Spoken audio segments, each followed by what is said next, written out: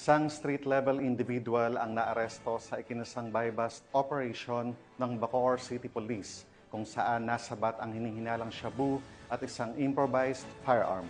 Ang report mula kay Patrolwoman Priscel May Urbano.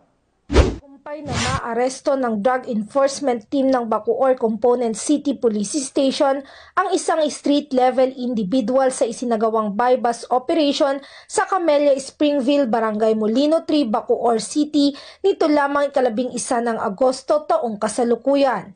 Kinilala ang suspect na si alias Nel, 44 taong gulang at residente ng Bagong Silang, Barangay Queens Row, Central Bacoor City, Cavite.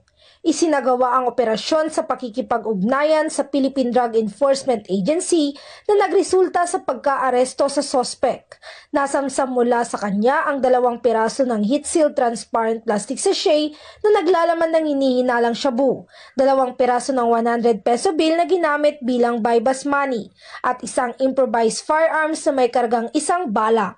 Ang mga nakumpiskang ebidensya ay dinala sa Provincial Forensic Unit sa Imus City para sa pagsusuri. Samantala ang suspect ay kasalukuyang nasa Bacoor Component City Police Station habang inihahanda ang kasong paglabag sa RA 9165 o Comprehensive Dangerous Drugs Act of 2002 at RA 10591 o Comprehensive Firearms and Ammunition Regulation Act.